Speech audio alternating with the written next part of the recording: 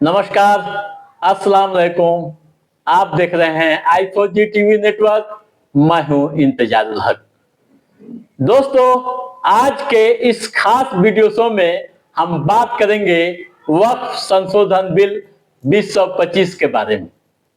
जैसा कि आप जान रहे हैं कि वक्फ संशोधन बिल 2025 को सुप्रीम कोर्ट में चुनौती दी गई है और सुप्रीम कोर्ट ने आज इस मामले की सुनवाई की। सुप्रीम कोर्ट ने क्या कहा,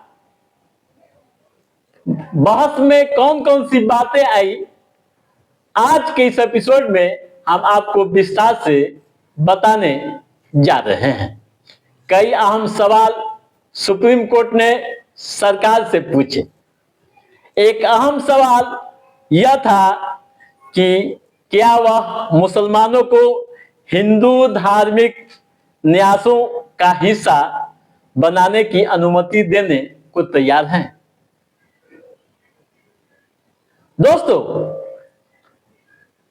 chief justice Sanjeev Khanna, justice Sanjay Kumar और जस्टिस के.वी. विश्वनाथन की पीठ ने मामले की सुनवाई की। केंद्र की ओर से सॉलिसिटर जनरल तुषार मेहता ने अपना पक्ष रखा।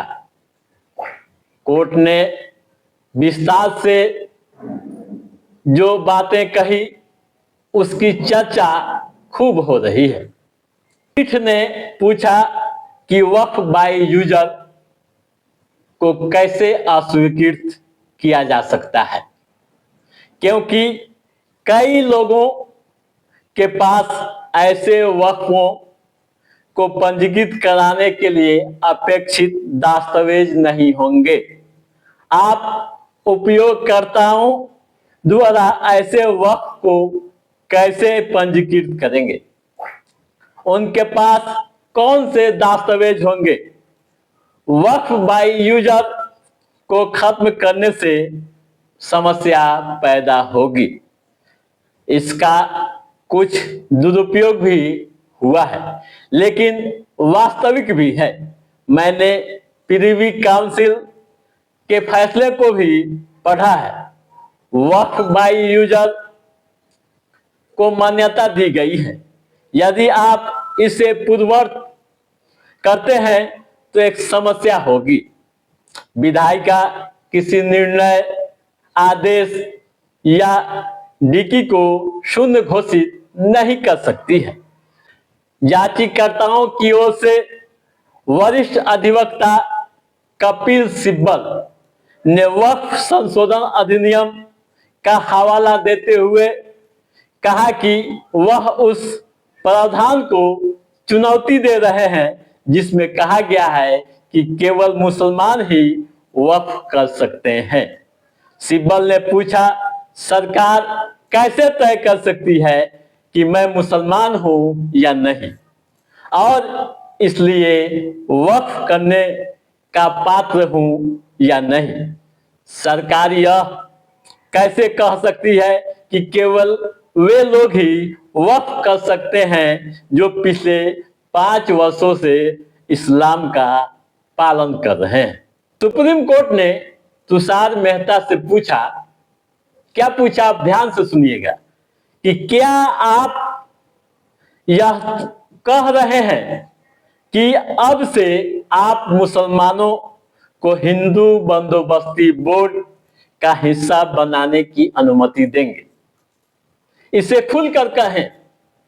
जब 100 या 200 साल पहले किसी सार्वजनिक ट्रस्ट को वक्फ घोषित किया जाता था तो उसे अचानक वक्फ बोर्ड द्वारा अपने अधीन नहीं लिया जा सकता था और अन्यथा घोषित नहीं किया जा सकता था। आप अतीत को दोबारा नहीं लिख सकते हैं। सॉलिसिटर जनरल तुषार मेहता ने क्या कहा, आप यह भी ध्यान से सुनिएगा। उन्होंने कहा, संयुक्त संसदीय समिति ने 38 बैठकें की और संसद के दोनों सदनों द्वारा इसके पारित होने से पहले 98.2 लाख ज्ञापनों की पड़ताल की। सीजेआई यानी चीफ जस्टिस ऑफ इंडिया क्या कहते हैं यह आप जान लीजिए। दो पहलू हैं जिन पर हम दोनों पक्षों से बात करना चाहते हैं। सबसे पहले, क्या हमें हम पर विचार करना चाहिए या इसे उच्च न्यायालय को सौंप देना चाहिए। दूसरा, संक्षेप में बताएं कि आप वास्तव में आग्रह कर रहे हैं और क्या तर्क देना चाहते हैं। हम यह नहीं कह रहे हैं कि कानून के खिलाफ याचिकाओं पर सुनवाई करने और निर्णय लेने में उच्चतम न्यायालय पर कोई रोक है। अब कोर्ट की कुछ अहम बातें मैं आपको बता दे रहा हूं जो दस्तावेज मेरे पास उपलब्ध है।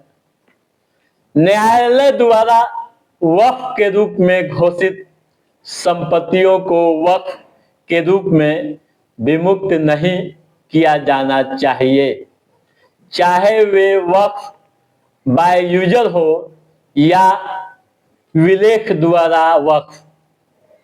जबकि न्यायालय वक्फ संशोधन अधिनियम 2025 को चुनौती देने वाली याचिकाओं पर सुनवाई कर रहा है।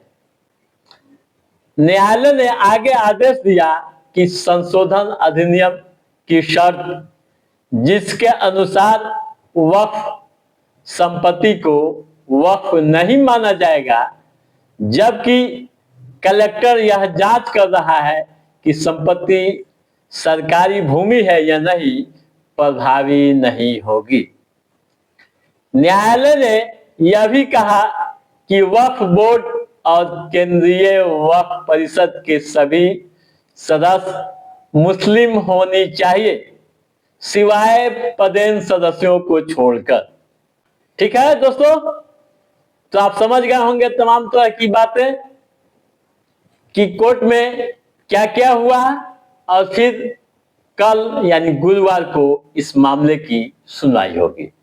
पूरे देश की निगाहें कोर्ट पर टिकी हुई है। अब देखना दिलचस्प होगा कि गुरुवार को सुप्रीम कोर्ट किस तरह के फैसले सुनाती है। तो दोस्तों, आज के इस एपिसोड में बस इतना ही। कैसा रहा हमारा यह एपिसोड, आप लाइक और कमेंट करके हमें जरूर बताइएगा। यदि आपने हमारे चैनल को सब्सक्राइब नहीं किया है तो सब्सक्राइब भी कीजिएगा, ताकि इस तरह की महत्वपूर्ण जानकारियों से संबंधित जो भी अप टू डेट है उससे हम समय समय पर आपके बीच पहुंचाते रहेंगे। तब तक आप अपने दोस्त को दिए इजाजत। नमस्कार।